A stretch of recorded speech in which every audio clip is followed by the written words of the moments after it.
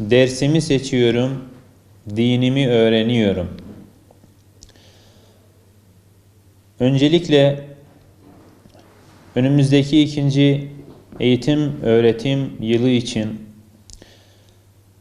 bugün Türkiye genelinde çocuklarımızın, geleceğimizin teminatı olan, göz bebeğimiz olan yavrularımızın tekrar geleceğe mihmandarlık etmeleri boyutunda okullarında seçmeli olarak alabilecekleri din derslerini almaları yönünde ailelerinin bu konuda hassasiyet göstermelerini biz temenni ediyoruz.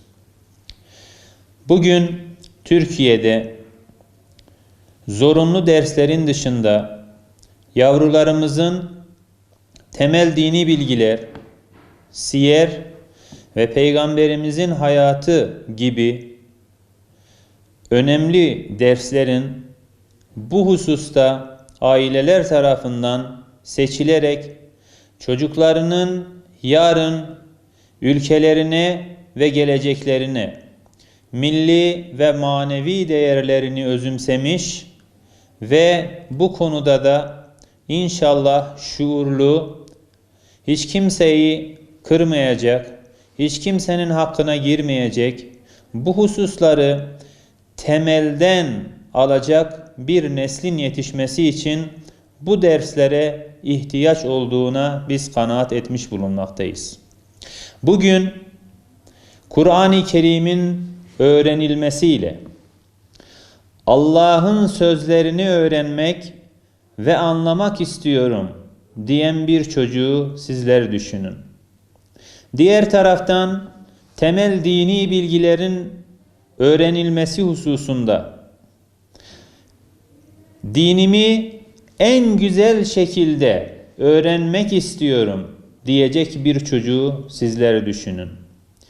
Diğer bir ders hususunda Peygamberimizin hayatını öğrenmek isteyen bir çocuk, onun hayatını merak ediyorum ve kendime alemlere rahmet olan o peygamberi örnek almak istiyorum diyen bir çocuk, Allah'ın izniyle geleceğe doğru bir şekilde bakan bir neslin bize en güzel ipuçlarını verecektir.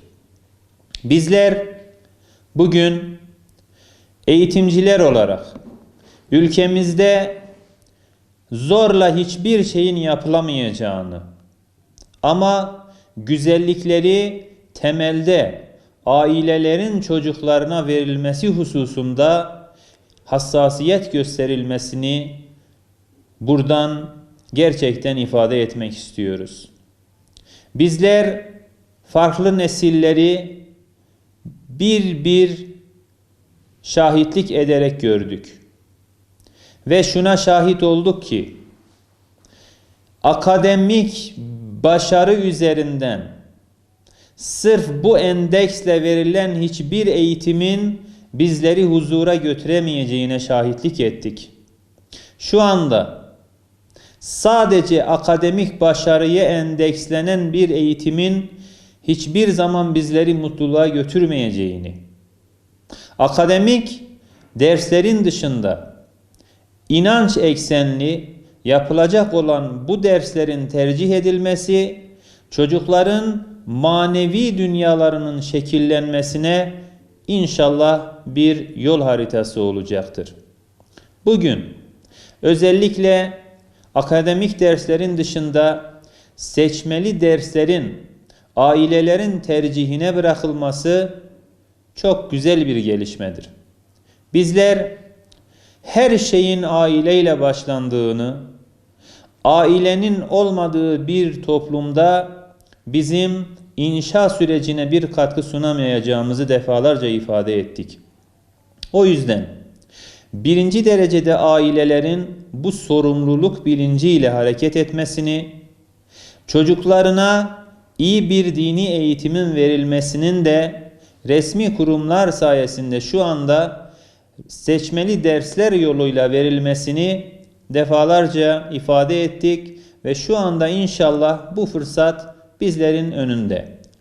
Bu nedendir ki inşallah bu seçmeli derslerin aileler tarafından tercih edilmesiyle çocuklarımız temel dini bilgiler, Kur'an-ı Kerim ve Peygamberimizin hayatını buradan güzel bir şekilde alacak ve inşallah hayatlarına tatbik edeceklerdir.